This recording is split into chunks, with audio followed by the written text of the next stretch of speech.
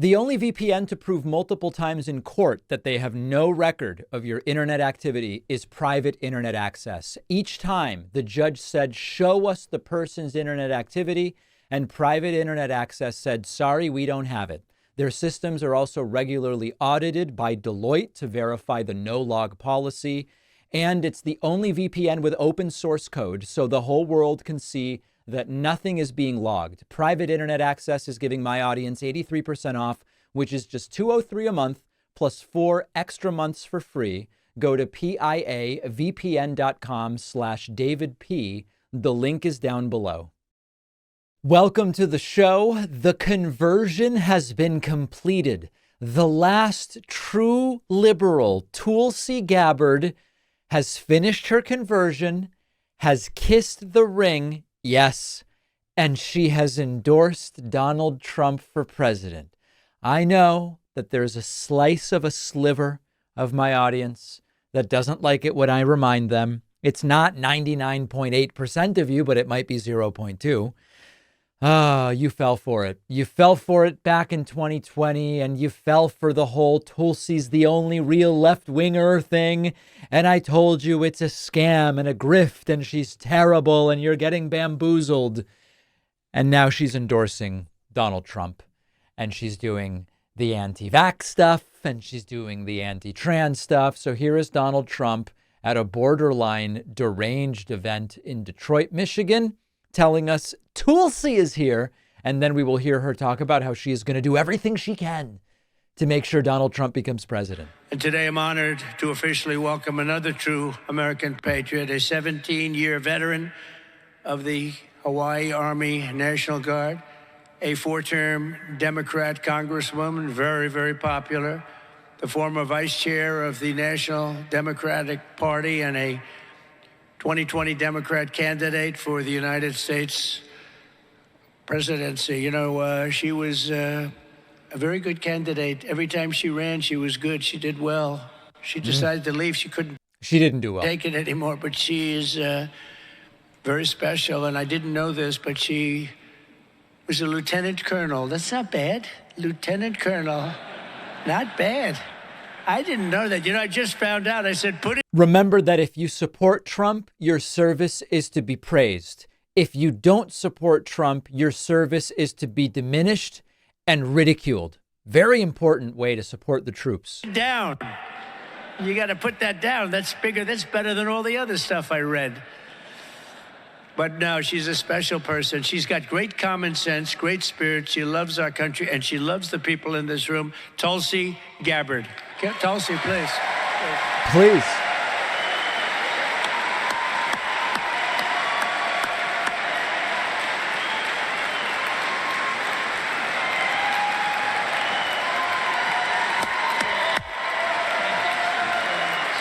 There it is. Thank you very much. So we're going to play Tulsi explaining what she's doing. A couple things. Number one, I really do appreciate all the people who have put their ego aside and they've written in saying, David, you were right. I feel so stupid. You were right all along. What on earth was I doing getting tricked by Tulsi Gabbard? But more importantly, because this is a show to some degree about patting myself on the back, but not exclusively. So I don't want to just do that for the whole hour. I'm kidding.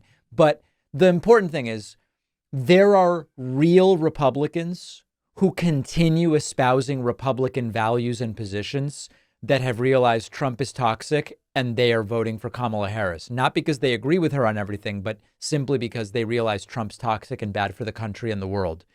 Republicans are trying to make it seem like, hey, Democrats are crawling all over themselves to come and endorse Trump as well. The difference is that Tulsi Gabbard doesn't have any Democratic beliefs at this point, so it's very much a false equivalency.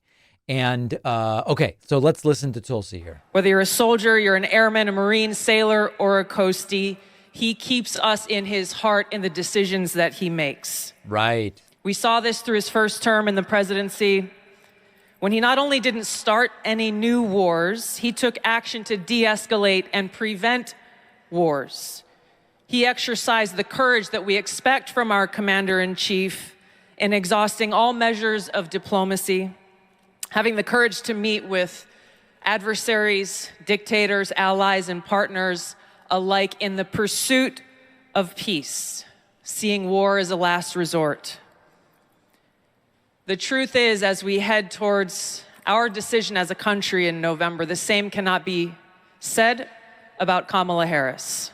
Ooh. In fact, the opposite is true, and we're living through this reality today as this administration has us facing multiple wars on multiple fronts and regions around the world. Note that this administration doesn't have us facing any wars. And closer to the brink of nuclear war than we ever have been before. This is one of the main reasons why I'm committed to doing all that I can to send President Trump back to the White House where he can once again serve us as our commander-in-chief. It's actually nauseating. It's vomitous. Tulsi is vomitous. And it's important to mention, who cares about policy? But by endorsing Trump, Tulsi is aligning herself with someone who epitomizes many of the forces she used to rail against when she sort of was on the left, I guess, although kind of not really. She was really kind of more one of these libertarian, pseudo-contrarian types. It was always kind of a grift, I think, is what we landed on. And, the Trump administration, unprecedented levels of corporate influence, which at one point Tulsi said she was against, Trump's cabinet resembling basically just like a group of industry people. The foreign policy has not been non-interventionist, which is what Tulsi Gabbard championed at one point. Escalation in Yemen, assassinating Iranian general, which almost led to a war, if you want to talk about that. Very transactional approach to international alliances without any feeling of responsibility or commitment as the United States. So put aside the fact that the Trump rhetoric also targets marginalized communities, of which Tulsi Gabbard, in some sense, is a member. On every level, she is highlighting this broader trend in American politics where anti-establishment rhetoric, no matter where you start on the political spectrum, ends up being a gateway to right-wing populism. If you just say, I'm anti-establishment, no matter what that means or whether it even makes sense in this particular case, you often end up in this echo chamber of the right. And it doesn't matter if it starts on the left and right, because when it comes to the so-called anti-establishment stuff, the lines actually get quite blurred. So there's an irony to Tulsi's endorsement of Trump.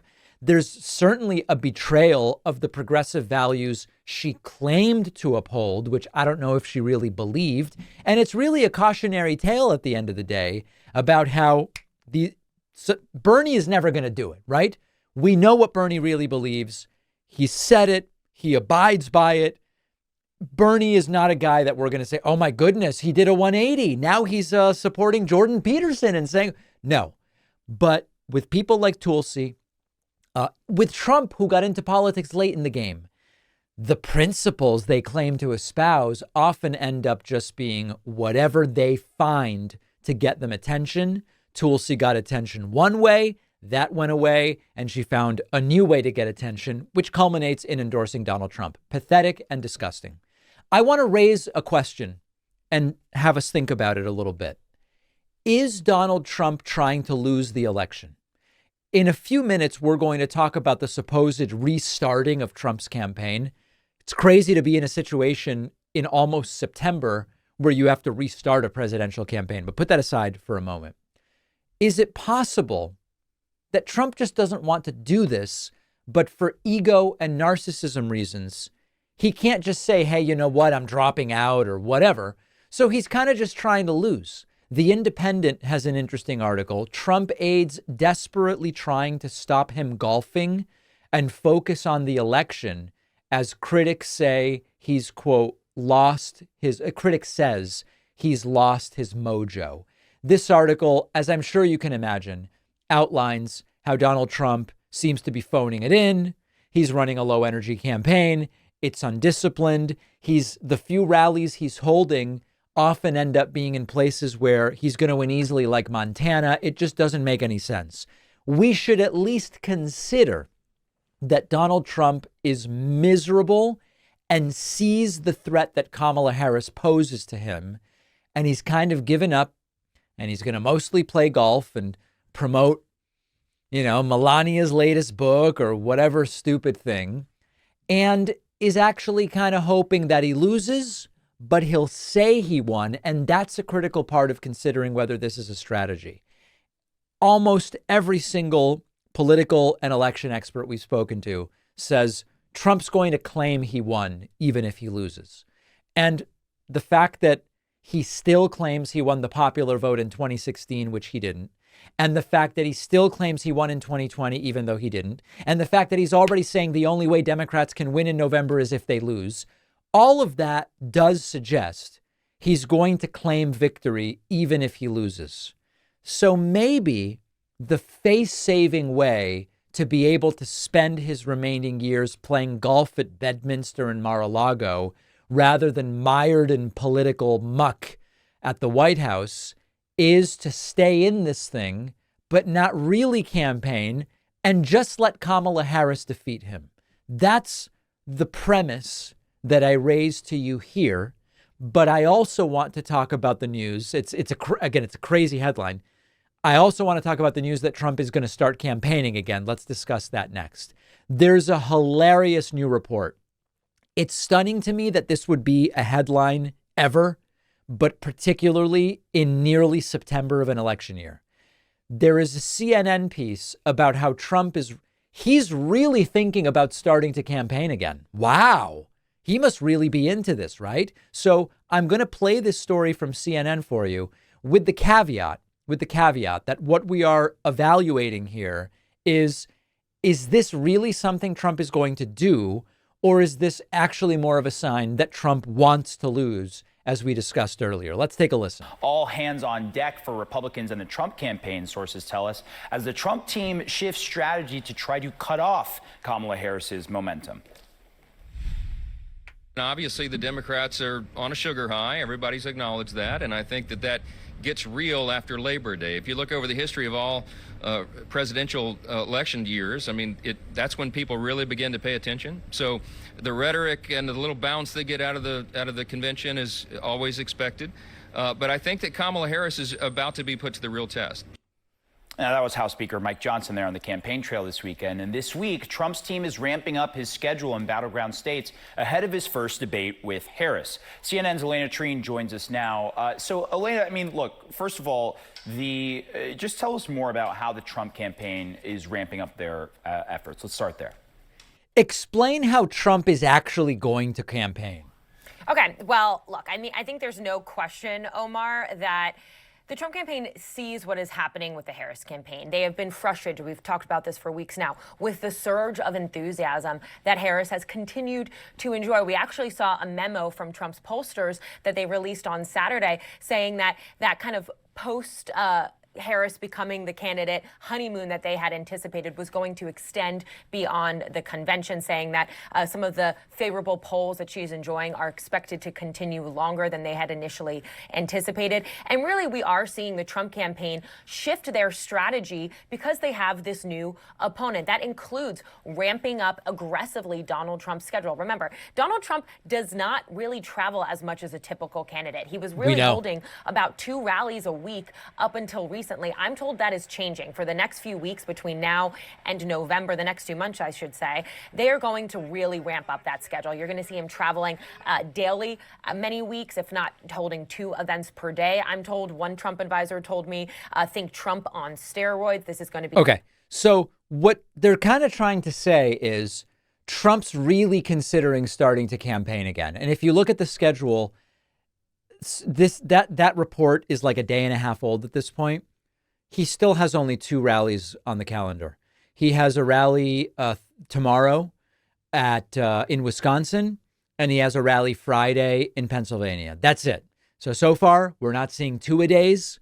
We're not seeing 1-a-days. We're seeing Trump with only 2 events scheduled, period, and JD Vance with a couple of events next week. And of course, that's if he makes it that long, because we have new signs that Trump really is considering replacing him with RFK Jr. So what is this about?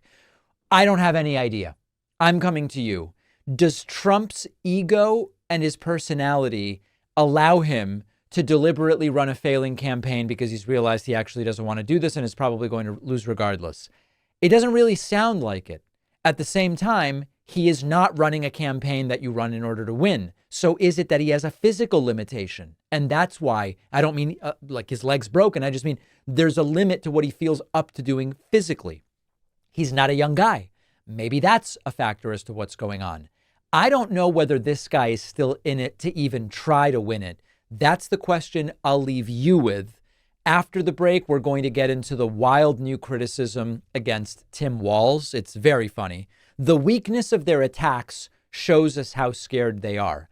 I want you to remember that my forthcoming book, The Echo Machine, is now available for pre-order on all websites and in all formats. We just surpassed 1,200 pre-orders. Let's go for 2, which would put us in the running for the New York Times bestseller list. If we could get then from 2 to 5, then we'll really be cooking. But we'll get to that a little bit later. davidpakman.com/echo, or search any website that sells physical books, ebooks, or audiobooks for The Echo Machine by David Pakman. We'll take a very quick break and be right back.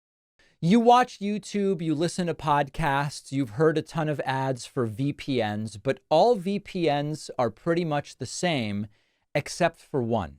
Our sponsor, Private Internet Access, is the only VPN that can confirm your internet activity is not being logged. Their software is fully open source, so you can see that traffic isn't being logged.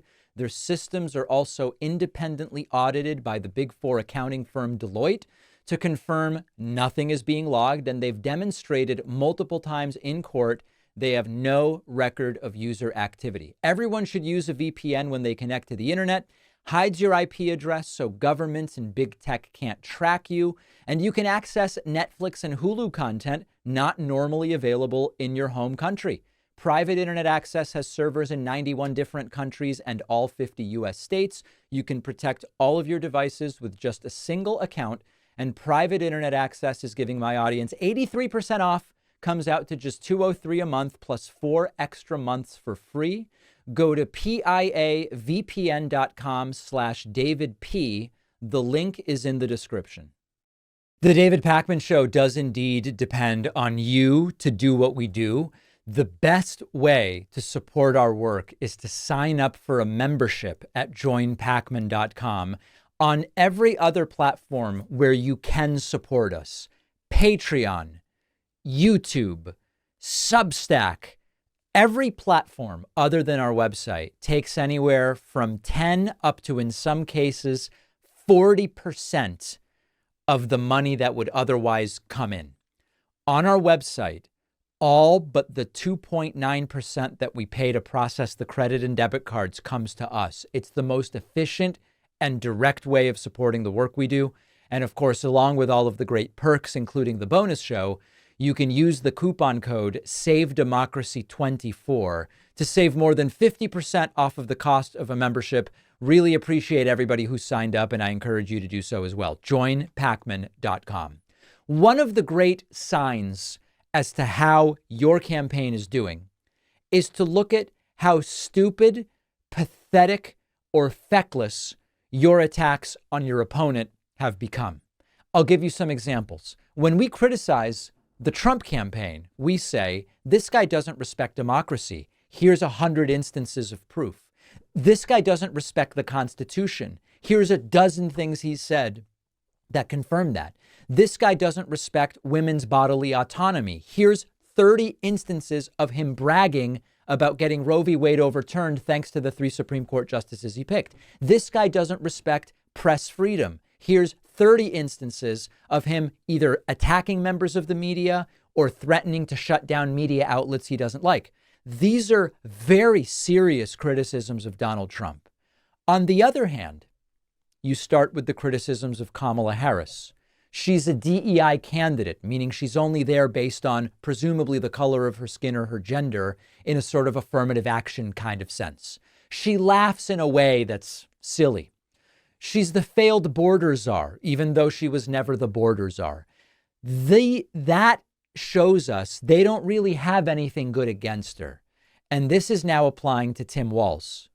During Kamala Harris's DNC nomination acceptance speech last week, Donald Trump put out a truth saying they called Tim Walz coach, but he was only an assistant coach. Very flaccid and shriveled attack. And the latest one is that Tim Walz lied about his dog. He brought in a fake dog to claim that it is his dog. I know it sounds stupid, but this is what they're doing. Here is an article from Gizmodo. Trump weirdos spread conspiracy theory that Tim Walz's dog is fake. If you're looking, you'll see that on the left, there's a picture of Tim Walz with his dog. And then on the right, there's a picture of Tim Walz with a different dog. Oh my goodness. What? What they are talking about is that in a post about going to the dog park, Tim Walz talked about how great it was to go with Scout. But in one of the pictures, which you can see on the right here, let's see if I can pull this up. One of the pictures which you can see on the right, Tim Walz is with, God forbid, a different dog. Well, the explanation is extraordinarily simple, which is that there's a video of this event. Here's a screenshot from the video. Tim Walz was there with his dog Scout, but a random dog came by and Tim Walz pet the dog and apparently liked the dog. And then we also have a video of the event in question. Are they bugging you? It's nice to be the center of attention. Yeah. Well, I can So here is Tim Walz petting a dog that is not his. see why. Anybody having too much fun can't have it. I can see why with that face. You should be the center of attention. Yeah. Go give him some hack. Oh, yeah. Oh. And then in comes Scout into the video. Tim Walz is not pretending that this other dog is his dog. Now, if you're saying to me, okay, David, I get it. It's just another stupid conspiracy theory. There's a really interesting element to this. As usual, the stories they fail to use to attack their opposition tell us so much more about themselves. And I know many of you know where I'm going with this. Trump has made it clear he doesn't understand dogs. He doesn't know what it would be like to have a relationship with a dog. He doesn't get along with dogs. Trump doesn't know what makes dogs appealing. He often references things that are bad to being like dogs. They treated him like a dog. That whole thing. The fact that MAGA is now going after Tim Walz, essentially for petting a different dog than his own, is a reminder that as bad as Donald Trump is with kids and with babies, he is just as bad with dogs. And while it doesn't rank highly for me, you know, the threat to democracy ranks much higher for me. I hear from dog owners regularly who say the fact that Trump and dogs just seem to clash ideologically concerns me, because everyone I know who genuinely just like is repulsed by dogs, I don't know about that. There's some, you know, who doesn't like dogs in some general sense. So it's a complete and total backfire, both because it's so stupid. It's stupid because it also reminds us that their criticisms of Harris and Walz are meaningless compared to the very serious concerns with Trump and Pence. And of course, it's also a reminder that Trump has seemed adversarial to dogs for a very long time. Hey, here is something super funny. Trump was asked about the controversy regarding the microphones at his maybe forthcoming debate with Kamala Harris. And Trump seems completely unaware that his own campaign is lobbying for his microphone to be off when it's not his turn, because they believe he can't control himself and will only damage himself if he's able to utter whatever comes to mind while Kamala Harris is talking. So let's back this up a little bit. Trump held a really weird event a couple days ago, and he was asked, would you want the microphones muted when you're not speaking? And Trump kind of says, doesn't really matter to me. I probably want the microphones on. Would you want the microphones muted in the debate whenever you're not speaking? We agreed to the same rules. I don't know. It doesn't matter to me. I'd rather have it probably on, but the agreement was that it would be the same as it was last time. In that case, it was muted. I didn't like it the last time, but it worked out fine. I mean, ask Biden how it worked out. It was fine. And I think it should be the same. We agreed to the same rules and same specifications. And I think that's probably what it should be. So listen, here's the backstory on this. Trump sort of is, I don't know that it's right to say he's trying to get out of the debate. It seems like he's just very unsure as to whether this debate could possibly help him. Usually, if you're losing, you want to debate. It's not clear whether Trump knows he's losing, but he certainly seems to know, at least from some of the things he's done and said. And one of the things that's kind of at issue is when candidate A is speaking, is candidate B's microphone on or is it off? And Trump is right that during the June 27th debate against Joe Biden, the microphones were off when the other candidate's turn to speak was taking place.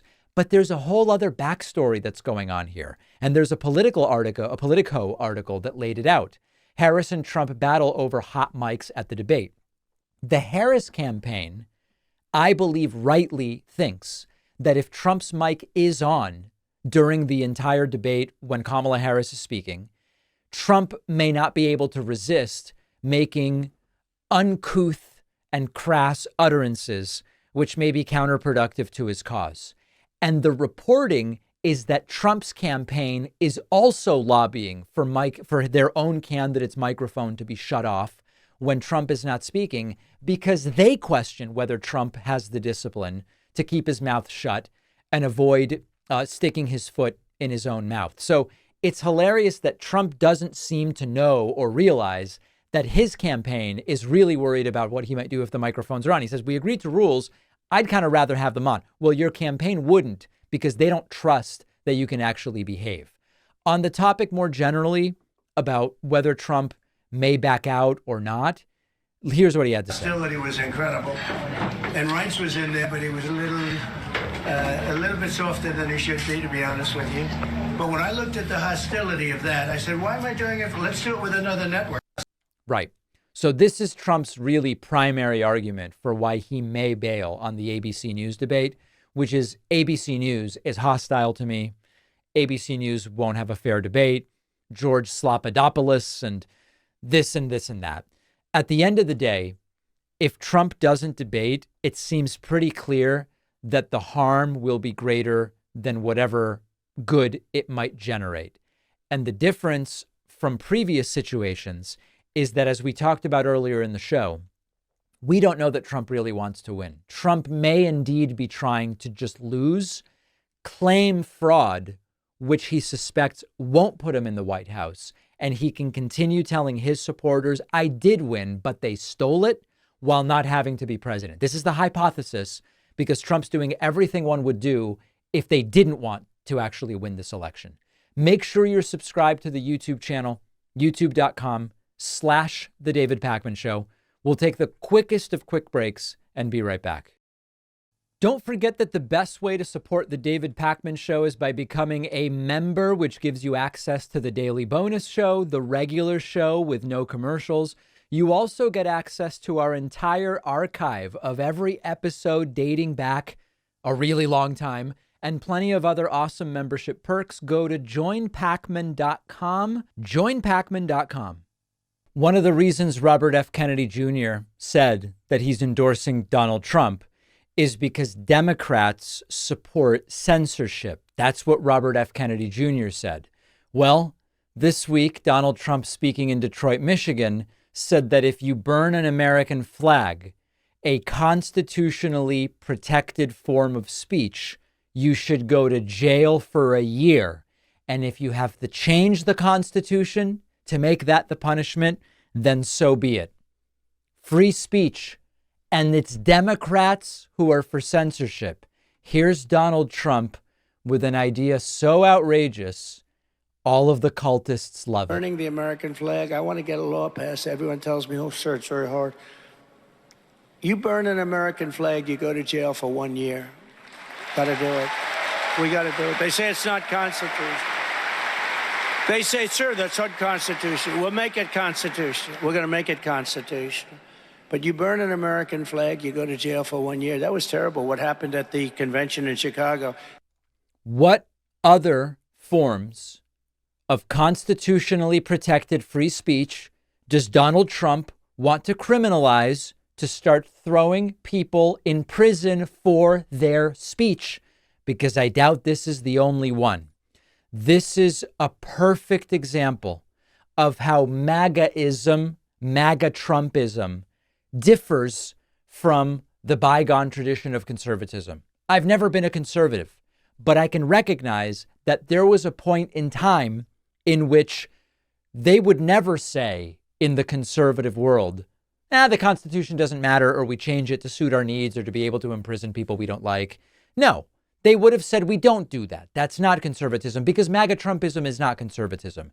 It's reactionary authoritarianism blended together with word salads and confusion and ignorance.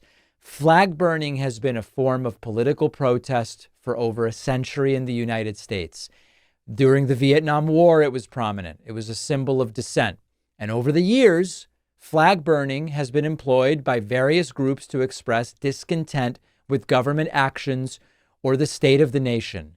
I have no interest in burning flags. I've never burned a flag of any kind. It's always been a divisive act. There are many people who say it's offensive or disrespectful, but lots of speech is offensive or disrespectful, and you don't go to prison for it. You don't criminalize it. And you can make the argument, I know it's so cliche, that the most important, or at least the most legally important forms of speech to defend legally are those you disagree with, because it forces you to look at the principle. This doesn't mean we go out and celebrate people who use the N word and the K word for Jews. No, it doesn't mean we celebrate it. But the point is, we say, if it's legal, it's legal. And just because I don't like it, I can't make it against the law. The legality of flag burning has been challenged many times. The Supreme Court has solidified that you can burn the flag. It's part of the First Amendment. There's a bunch of different cases. We're not going to get into it here. But this is the authoritarianism that we've been talking about. During this same event in Detroit, Donald Trump taking credit for the United States military having ammunition. This is a 9-year-old one. He used to say, when I came in after Obama, they came to me, they said, sir, there's no ammunition. So I got them bullets. And now I guess they threw them out. The funny thing is, after he got us bullets, when Biden came in, now we don't have ammunition anymore. He never explains, what did Biden do with the ammunition? So I had, and you will say it, I had ammunition. We had so much it was coming out of our gills, right? I had ammunition. Oh, I said, what the hell do we do with all this ammunition? We had so much, and now we don't have ammunition again. We gave it all away to different groups, but mostly into Ukraine. Okay. So his argument, so there it is. He actually does address it here. Usually he doesn't. The reason all the ammunition he got us we no longer have, even though the military budget continues to grow, what's the money going to? We don't know. Is because we gave all of the godly ammunition that he got us to Ukraine, which of course is untrue. We gave Ukraine stuff that was due to be replaced anyway, which is another crazy aspect, by the way, of the military-industrial complex. So continuing to insist that only under Trump can the military even be expected to have or do anything. In maybe the most delusional moment of this event, Donald Trump told the crowd that he's a highly sophisticated, highly educated individual who always is on the lookout for good words. You know, I always look for good words. Highly sophisticated. I'm highly educated. I like sophisticated words, but there's only one word I get. They're stupid. They're stupid people. Right. I'd like to say, I guess you could say incompetent. Sounds maybe a little better. I don't know. Which is better, being stupid or being incompetent? Because they're both. Super sophisticated words. And that is definitely what Trump is known for, sophistication with speech. Saudi Arabia and Russia will repeat your... And then Donald Trump addressing what's happening in Ukraine. And it genuinely looks like Trump has no idea what's happening in Ukraine. Look at what's going on right now with Ukraine. They're surging into Russia. Okay? You're going to end up in World War III, and it's going to be a bad one. Trump using his earnest and somber pseudo-whisper voice. It's quite fascinating how one of the best deals we've gotten as far as the military is what's happening in Ukraine. We have a situation where, with no U.S. troops on the ground, with equipment that, quite frankly, was starting to get a little bit old and needs to be replaced anyway, because remember, most of the donations are equipment and not money, the U.S. has been able to help Ukraine really damage the Russian military, prevent the illegal and hostile invasion of takeover of their territory by the aggression of Russia, and put Ukraine in a position where now, I mean, this would have been unthinkable some time ago. Now Ukraine is actually making some military gains. They may be temporary, who knows? But even to be in that position when, remember, in 8 weeks, Ukraine will be owned by Russia. It's an insane deal for the United States in terms of holding off Russian aggression without a single soldier on the ground. Now, could it escalate? Do we want these conflicts? Yeah, of course. I mean, listen, it's not simple. But Trump doesn't seem to get the slightest bit of what's going on. Now, finally, here are I'm not going to play the full 2 minutes. Don't worry. Okay. Here is the start of a 2-minute Trump rant. The audience does not make a sound. This is the diminished, shriveled Trump, not mushrooming to the challenge at all, and just trying to get some kind of traction and getting none of it. He is putting his followers to sleep. Wait, hold on. Here it is. He ignored the pleas of the mayor and the police chief to deploy the National Guard in Minneapolis and said, "You're not highly trained soldiers, you're 19-year-olds who cook." That's what he said. "You're 19-year-olds who cook." That's a pretty famous statement. As president, I stood with the National Guard as you saved Minneapolis, saved Kenosha, and saved Washington, D.C. I saved them. If I didn't override what they wanted to do and what tradition is, those places we would have lost every monument in Washington. You know, they came into Washington and they were very rambunctious. They liked to pull the statues down, some of these beautiful statues. And then they hit Abraham Lincoln. I said, all right, that's enough. Incoherent and also lulling people to sleep. This stuff just isn't hitting the way it used to, you know? I don't want to pretend as though Trump was a good substantive speaker last election or anything like that, but he at least could keep the crowd somewhat interested. But the speeches get longer and longer while he says less and less, and he seems out of his mind. And this gets us to the next topic, how the right-wing networks are trying to make Trump seem like he is sane. After Donald Trump's speech to the National Guard Association in Detroit, at which Tulsi Gabbard came out and endorsed him, and Trump said you should go to jail for a year if you burn the American flag, just like authoritarian craziness, Fox News and Newsmax had to try to sane wash Trump's speech. So I'm going to play for you what they said as Trump's speech ended, of course, with the Village People music. And we're going to talk about this is a big deal. If every reaction to Trump's speeches were, that was nuts, completely authoritarian, riddled with lies, unimplementable policy ideas, it would be a very different scenario. But here is Newsmax attempting to sane wash that bonkers speech we just saw.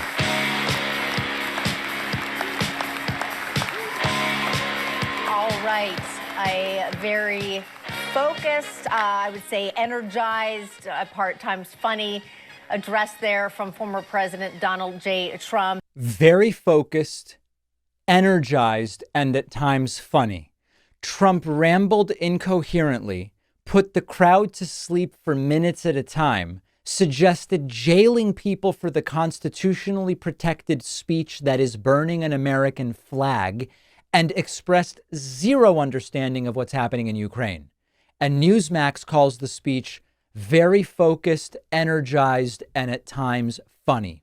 Fox News also sane washing Donald Trump's ranting and raving, acting as if he was consistently sticking to some themes. They're pretending like this is normal. There you have it.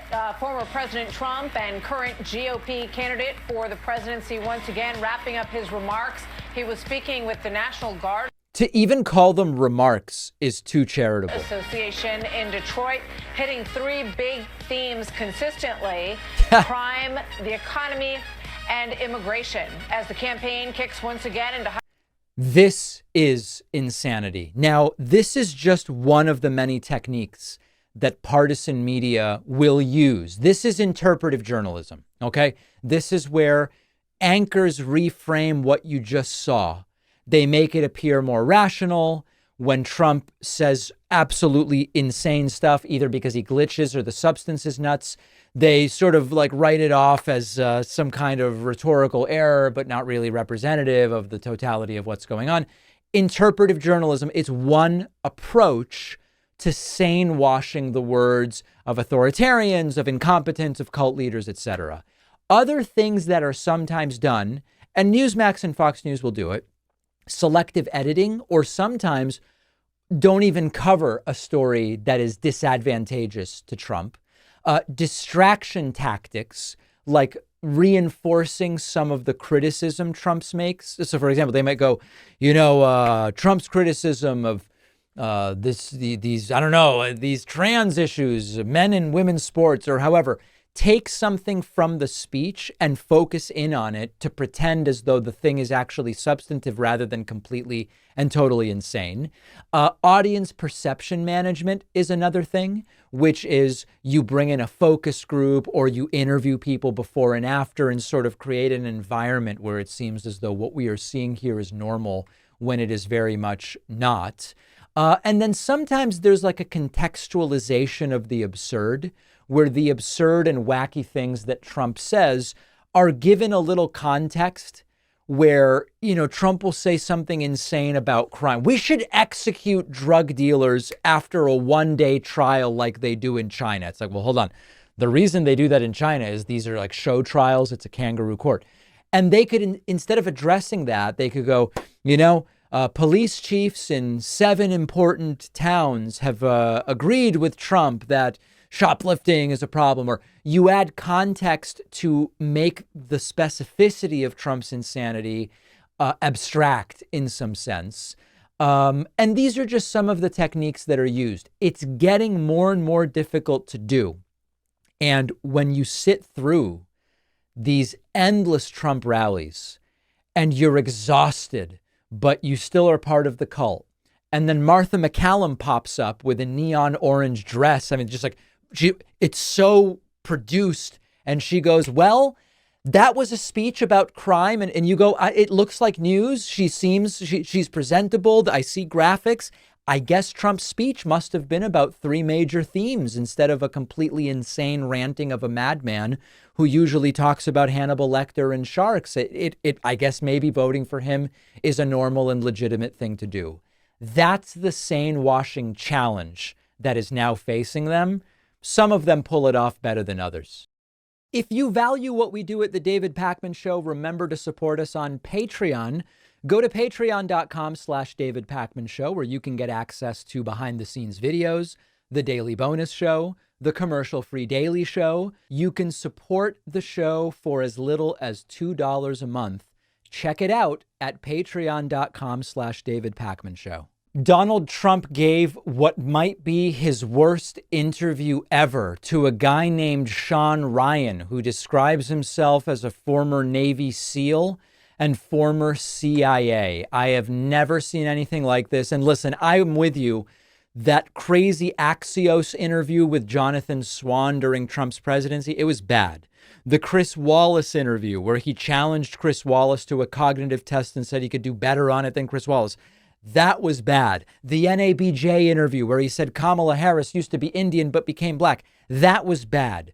This may be worse than all of it. I don't know much about Sean Ryan, but he seems to be a pretty major Trump suck-up from what I gathered watching this interview. And right off the top, for all of the weeks now of saying, I know nothing about Project 2025, Trump signals that he will enact Project 2025, give himself total control by starting to purge the government of bureaucratic civil servants and putting them in, putting instead loyalists in place. He calls it holding them accountable. We know what the code means. Any government agencies, I have zero trust in our Congress and our Senate, anything. We have a government that's not functioning right now. Yeah. How are you going to gain the trust back of the American people within the government? And are we going to see anybody held accountable? Yeah. The answer is yes on the second. They're going to be held accountable. They've got to be held accountable. What they're doing, they're destroying this country. They're crooked people. They're dishonest people. What Trump is talking about here, it's really important not to mistake, because they always speak in code. They always speak in code. Sean Ryan says he doesn't trust the government. He doesn't trust government departments or agencies. These are departments and agencies mostly staffed by career bureaucrats. They're not political actors. Do they vote in their personal lives? Sure, probably. They should, right? Nothing wrong with that. But they work for Democratic and Republican administrations. They are career bureaucrats. And Sean Ryan says he doesn't trust them, that it's broken. Trump agrees and says they are going to be held accountable. Also, Trump's tie is tucked under his crotch. I know people will write to me and say, David, you didn't mention it. Trump's tie is tucked under his crotch and it looks crazy and the tie is too long, but who cares when Project 2025 is what's on the line here? Donald Trump, again, with another version of what his current position is on Roe v. Wade, says Roe v. Wade was bad. He got it out. And it's thanks to his Supreme Court picks that Roe v. Wade disappeared. This is relevant because it's, of course, true, even though now that they also recognize that the anti-abortion stuff is killing them electorally, they are pretending like they aren't so anti-abortion. Every legal scholar, every Democrat, every Republican wanted it. Roe v. Wade, you've heard this, was legally a very bad place to have it in the federal government for a lot of reasons. I got it out. 3 great justices that I put on voted, plus 3 other, in my opinion, great justices. And they got it out. Every single woman and every single person who knows a woman or has ever met a woman or was born to a woman should remember what Trump just said in November. And of course, there's some of this playing both sides. You know, as Fred Trump III told us, right? There's really no sincere ideology here. It's what does Trump think will help him win? And what Trump thinks will help him win is when he's being interviewed by some Trump suck-up right-winger like Sean Ryan, you go anti-abortion. And when you realize that you're losing ballot referenda and it will hurt you, then you go, oh, like JD Vance said over the weekend, we would never veto. We would veto a federal abortion ban. We wouldn't allow a federal abortion ban. It's whatever he can say at the time to get elected, but that arguably makes him more dangerous, not less. Trump brought up that only a stupid or mentally ill person would say what Trump said about members of the military, that they are suckers and losers. Multiple times where the media has misconstrued some of the things that you say about veterans, the latest being supposedly you calling wounded veterans that have been shot or wounded suckers and losers. Yeah, a made-up story. It was made up by a magazine. And I think it was The Atlantic, which is a radical left magazine. And as soon as I heard it, I said, that's a terrible thing. And you don't get rid of it. You know, they make these things and they just use it. The opposing side, they know it's false. I had 26 people that said it never happened. Who would say it? Who would say it? Nobody would say it. A stupid person or a person that's mentally ill. Well, maybe Trump is right. A stupid person or someone who's mentally ill, or maybe just a bad person, an ungrateful person, someone who was born with a silver spoon in his mouth or something like that. So listen, Trump's lying. Trump said it not only about those who were wounded, but about those who were killed.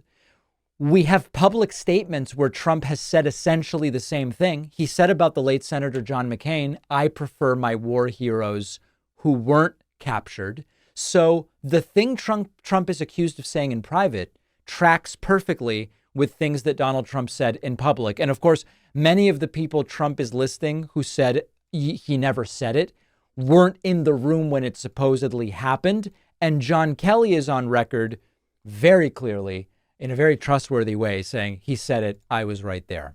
Speaking of John Kelly, Trump says that he was a terrible, stupid person. I'm actually unsure whether this is a duplicate clip in part. Let's see. But they make up stories. And then one guy who's a very sort of a low-life guy, he is a low-life, they got one confirmation, and 26 people said it never happened. But the one confirmation was a guy that I fired, a terrible, stupid person, actually. Yeah. So anyway, every time Trump talks about all of the people he hired who were stupid and he had to fire, it directly undercuts his claim that he knows how to hire and is the best at hiring and only hires the best people. Certainly not the case. And finally, Trump going after climate change. The biggest risk today, when I hear these poor fools talking about global warming, they don't call it that anymore. They call it climate change because, some parts of the planet are cooling. And you know what's funny about that? For 25 years, Republicans have been saying they used to call it global warming, but now they call it climate change for marketing reasons. But it's been 3 decades that the term climate change has been identified as more accurate, because as Trump says, when he unknowingly is actually repeating the science. We're talking about increasingly erratic weather, record highs, record lows, etc. But they love this line. They used to call it global warming, but that didn't work, so they switched to climate change. Warming, it didn't work. So they finally got it right. They call it, they just call it climate change. They used to call it global warming. Years ago, they used to call it global cooling. In the 1920s, they thought the planet was going to freeze. Now they think the planet's going to burn up. And we're still waiting for the 12 years. We're down almost to the end of the 12-year period. You understand that, where these lunatics that know nothing, they weren't even good students at school. They didn't even study it. They said, we have 12 years to live. And people didn't have babies because they said, we only have another. No, it's so crazy. But the problem isn't the fact that the oceans in 500 years will raise 1/4 inch. Notable environmentalist Robert F. Kennedy Jr. has endorsed this man with those views that he just gave. I would argue the most disastrous interview that Donald Trump has ever given in a political context, if you really listen to the absurdity of what he's saying. Good for Sean Ryan for getting him to do it. I don't know that the intent was to get Trump to look as absolutely batshit you-know-what. But he did it. He did it. Congratulations to him.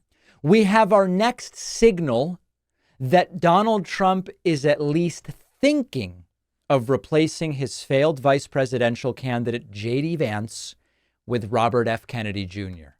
Over on Truth Central, Benny Johnson, with whom I appeared on the Piers Morgan program, put out a post that includes a picture of RFK Jr. and Trump and the text, "The strongest anti-establishment ticket in American history." Donald Trump retruthed that, at least showing that he would consider entertaining the replacement of JD Vance. Now, let me give you the pros and cons of replacing JD Vance with Robert F. Kennedy Jr. as I see them. And if you have anything to add, you can email info@davidpakman.com.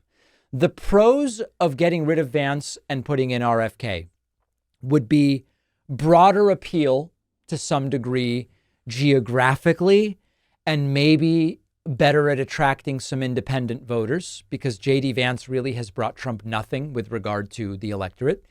Maybe RFK would help bring a sliver of Democrats, although it seems that there's really no Democrats that were supporting RFK at the end there. The strength of the outsider image of RFK, because he's not currently in government, although the Kennedy family are not exactly political outsiders, but at the same time, Robert F. Kennedy Jr. has kind of abandoned his family's political views. You would mobilize the anti-vax people, but the reality is they're probably mostly voting for Trump already. However, and I'll be, frank with you here, there is a left-wing anti-vax contingent as well. And I don't know if they like RFK Jr., but if they do, it's possible that replacing Vance with RFK might coalesce some of the left-wing anti-vaccine vote and get him to vote Trump. I don't know. You would definitely get a bunch of corporate media coverage, because if at this point Trump were to say, JD, you're out, RFK Jr., you're in, That's such a major story at this stage of the campaign. That would get them a huge amount of media attention. RFK would get absolute, like, first-rate corporate media interviews. There'd be some serious value in terms of media. And then, you add some charisma. RFK is a better speaker than JD Vance. He's more charismatic than JD Vance. He knows a lot more about how to talk about political issues than JD Vance. So those would be the pros of replacing JD with Robert F. Kennedy Jr. Now, what are the cons? Well, you kind of come off like a loser who is terrible at hiring people, can't really make decisions that you stick with. And of course, that's true about Trump. He's terrible at hiring people. He's terrible at selecting people. We just, in the last segment, were looking at how Trump now says John Kelly was a terrible pick for chief of staff, but he said that he's the best at hiring people. So you do concede you made a mistake if you replace JD with RFK. The policy differences are nuts. And we just looked at one. Trump talks about how climate change is completely made up, whereas if I understand his most recent view correctly, RFK Jr. is still an environmentalist who I believe accepts the science on climate. You could end up really frustrating the Republican base if you replace JD Vance with RFK. You appear desperate, which Trump probably is at this point because this whole campaign is going so terribly. And there's a major, major potential to backfire completely. So if I were a betting man, I still think JD Vance does not get replaced. It seems quite obvious that Donald Trump is certainly considering it. I have a voicemail number. That number is 219-2-DAVID-P. This is no joke. Here is a caller who is canceling me because we made the very difficult but extensively considered decision a month ago to get off of radio and TV and expand the show on online platforms. Here is a caller who is saying bye-bye to financial support. Yeah, hi. I'm just calling to cancel my subscription. The only reason I'm canceling is because he dropped out of Free Speech TV. So that's the reason. I do enjoy the show, but not so much as to see him desert the good people and the good efforts at Free Speech TV. So I will see if I can cancel this. Bye. All right. So listen, we've had several dozen folks who have indeed canceled memberships because we made the decision that the future of this sort of media is digital. We were being, as I told you months ago when we made the decision, we were being restricted and held back by the 57 minutes and 30 seconds a day that we were expected to deliver to our radio, television stations, Free Speech TV.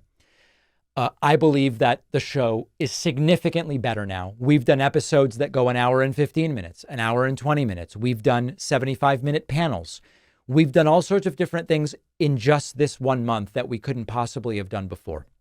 So everyone has every right to support me for whatever reason is relevant to them, and to stop the support for whatever reason is relevant to them. What I do want to say to the audience that's still here is that I believe that the show is better than ever thanks to that change that we made. We can absolutely maintain and even grow our financial base to continue doing more and doing it better. And you can sign up and replace that guy, right? I mean, hopefully someone will say, hey, I don't like that. I like the show. I like the direction. I'm going to sign up at joinpacman.com to replace that guy that bailed and the dozens of others that did. So please consider signing up at joinpacman.com. You can use the coupon code SAVEDEMOCRACY24.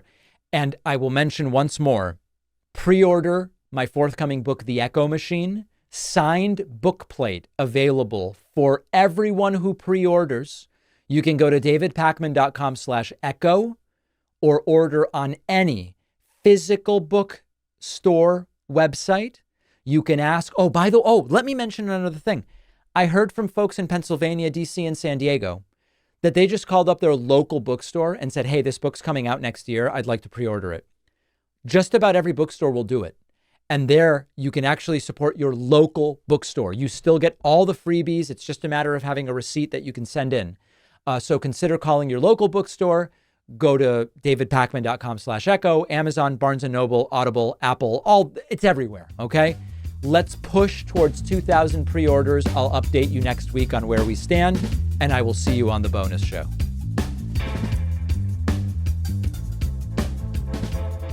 Thanks a lot for watching today's show. I just want to take a second to tell you about today's sponsors. The only VPN to prove multiple times in court that they have no record of your internet activity is private internet access. Each time the judge said, show us the person's internet activity, and private internet access said, sorry, we don't have it. Their systems are also regularly audited by Deloitte to verify the no-log policy. And it's the only VPN with open source code, so the whole world can see that nothing is being logged. Private internet access is giving my audience 83% off, which is just $203 a month plus 4 extra months for free. Go to piavpn.com/DavidP. The link is down below.